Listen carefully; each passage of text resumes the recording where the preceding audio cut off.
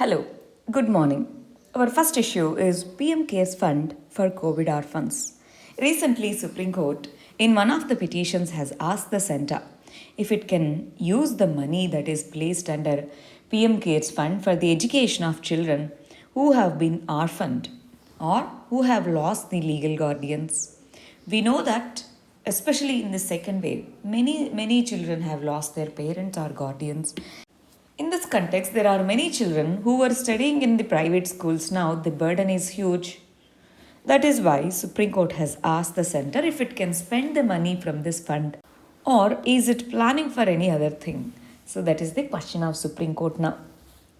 Next issue is 7.5 percentage of quota in UG courses for government school in Tamil Nadu. Tamil Nadu state has unanimously adopted a bill for providing 7.5 percentage of seats on a preferential basis for the children who have studied in the state schools. So the recent data shows that 0.83 percentage of government schools got into Anna University. So in the professional courses, undergraduate courses, including engineering, agriculture, veterinary, fisheries sector, in all these professional programs offered by the universities, both private, government aided, and government colleges. In all the three, 7.5 percentage of seats would be given on a preferential basis to the government school children. We have to understand this. In India, over 55 percentage of all children are studying in government and government aided schools. Out of them, very less number of students qualifying for various examinations and studying in such premier institutions shows that socio-economic criteria, socio-economic vulnerabilities of them, they are hindering their further studies. So that's why many states are proactively taking measures. Tamil Nadu has recently taken this particular measure. Last year, Tamil Nadu has also passed a bill for providing reservations of 7.5 percentage of seats to the government school children in the undergraduate medical admissions. Next issue is Mekadadu scheme. This is a project, Mekadatu is a project that the Karnataka government is planning to build on the Kaveri River. At the confluence of Kaveri and Arkavati River, Karnataka government is planning to build a project which will provide water for the drinking water for the Bangalore city.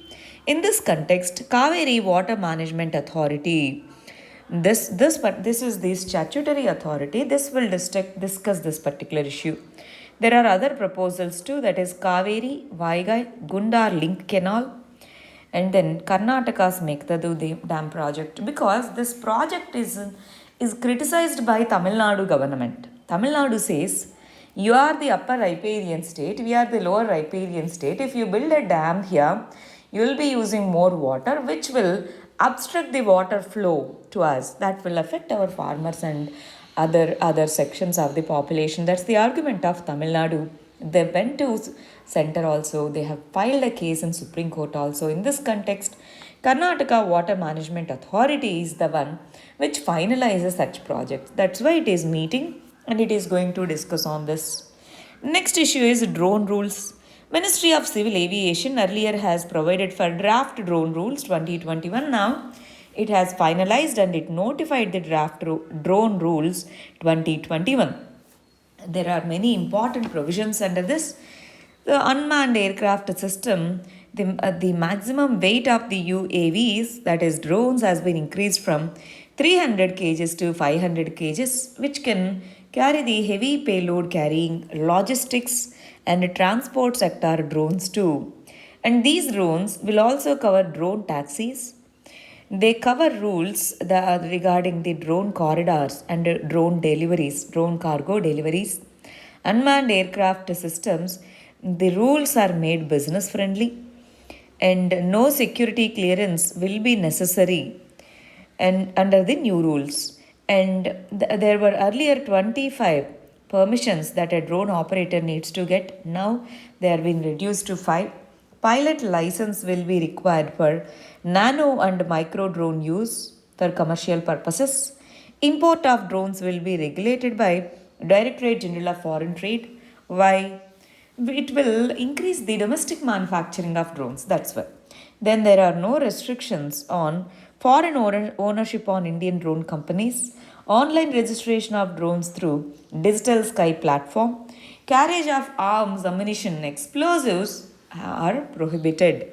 These are some of the important guidelines under Drone Rules 2021. These drone rules they recognize the importance of MSMEs and indigenization in the drone technology and drone operations. Next issue is e-Shram portal. Recently, Union Ministry of Labor and Employment launched a portal to register the unorganized sector workers in India. 38 crore unorganized sector workers are there. This all will be registered under e-Shram portal. This data will be used for implementation of social security schemes. All the workers, unorganized sector workers, they have to register using their Aadhaar numbers in the eShram portal. And each individual will be generated with eShram cards with the universal account numbers UANs, which will be helpful in accessing the social security schemes like pensions, insurance, etc.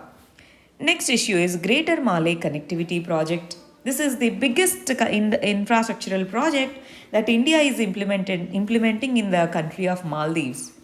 The contract for Greater Malay Connectivity Project it will consist of 6.74 kilometers long bridge and a causeway link between Malé, biggest island in Maldives, and nearby islands.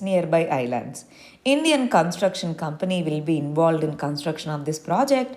Funding is through 100 million grant and then line of credit of 400 million dollars from India will be provided. This project would provide will be bigger project than the Sinamalay Bridge. This is China's biggest connectivity project in Maldives. So our Greater Malay Connectivity Project is going to be the biggest one compared to Chinese Sinamalay Bridge. Next issue is UK Chagos Archipelago. Recently, UN Postal Agency has said that in Chagos Archipelago, British stamps cannot be used because it belongs to this island belongs to Mauritius. That's how UN Postal Agency has recognized it. In this context, Mauritius, we have to understand the historical context. Mauritius became independent in the year 1968. Chagos Archipelago, they were under sea. Mauritius was under UK's rule. Chagos Archipelago remained under UK's rule even after independence. So there were many protests from Chagonisi, etc. But still, UK has control over it. Few of the islands, such as Diogo Garcia Island, such islands were given on a rental basis to USA by UK. In the year 2019, International Court of Justice has said that Britain should give up the control over the islands because they belong to Mauritius. But British say that we have control over them from 1814. So we have the control over them. Recently, UK has renewed the agreement with USA to use the Diogo Garcia Island, which is part of Chagos Archipelago. That's why this has become a controversial issue.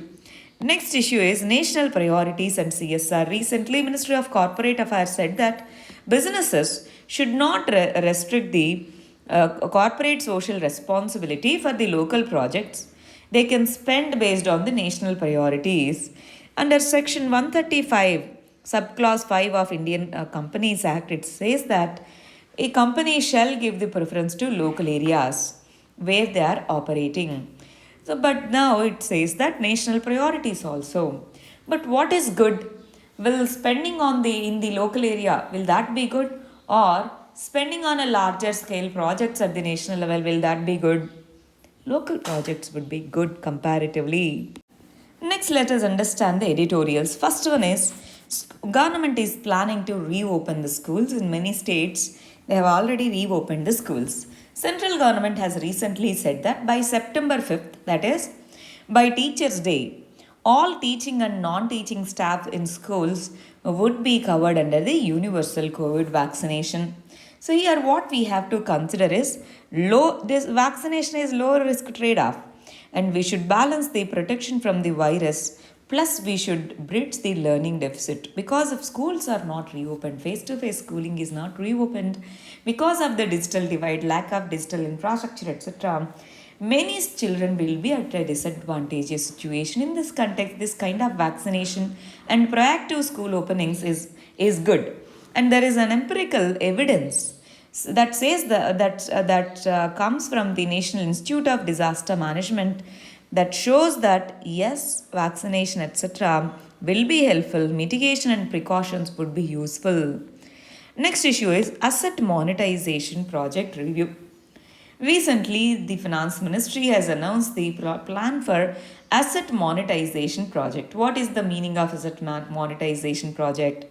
Public assets, let's say railways, airports, etc., if they have any additional infrastructure beyond their capacities or land, that will be leased to the private companies. This will provide fresh capital expenditure on infrastructure because that land, vacant land, will be useful for the private sector. They will come up with the infrastructure, so that's helpful. And then government estimates that airports, coal mines, highways, even urban tracks, stadiums, hotels, these all things can fetch approximately 6 lakh crore rupees in the next 5 years. This will also help in the national infrastructure pipeline because the additional capacities from the public agencies that will be used by the private sector to build the infrastructure. So it can also help the private infrastructure.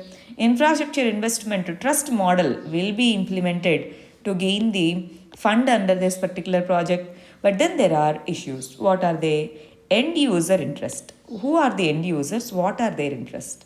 And how are we balancing the profit and the utility of the infrastructure? These things needs to be kept in the mind of the government. Next issue is India's voice in Afghanistan. How can India play an important role in Afghanistan? The government appears to be mute with regard to this. The many Afghans, they are waiting for visas, but there are no replies from the government. We are bringing very few hundred people, few hundred Indian nationals back home. So, in this context, India should use its soft power. India should use its strategic autonomy or non alignment principles, and it has to use the selfless assistance. Especially in the neighboring countries, we have assisted many countries, Sri Lanka, Bangladesh, even Afghanistan. In this context, these things needs to be used. These things needs to India should leverage these things, and it should make sure that its voice must be listened. Next is FPTP. Is FPTP system polarizing the politics of India? First past the post system. That means whoever gets the majority votes, they will win. That kind of system is known as first past the post system. The individual need not get the 50% plus votes. Let's say 4 individuals are competing. One person got 32%, others got less than that. So that the person who got 32% will only be declared as the winner. Such system is known as FPTP system. So FPTP system, overall vote share and overall seat share, there is a divergence in this system. In this context, few say that FPTP system is the one which is leading to polarization. But FPTP cannot be blamed for the polarization. There are social differences, politicization of various social issues that is leading to polarization. For example, let's see Sri Lanka, Israel, which follow proportional representation system, which is said to be comparatively better than FPTP. They also have polarization. That means polarization is not because of the election system, it is because of the social conditions that are existing in the country. Next issue is vulture protection. India has 9 vulture species and most of them are critically endangered. Major reason for decline in the vulture population is the drug diclofenac. Diclofenac is a painkiller. It is used in the cattle as a painkiller. It is toxic to the vultures. The eggshell of the vulture, it becomes softened, so that leads to less population in the vultures. So it leads to kidney failure, it leads to death in the vultures. But removal of the vulture from the ecosystem, that leads to vultures are the one which cleans up, which eats away the dead material. So It leads to inefficient clearing of the carcasses and contaminants in the water systems. That's why, to protect the vultures, action plan for vulture conservation, vulture restaurants, these are the measures taken by the government. These needs to be further strengthened. Vulture protection needs to be promoted. These are the articles for today. Thank you very much. All the very best.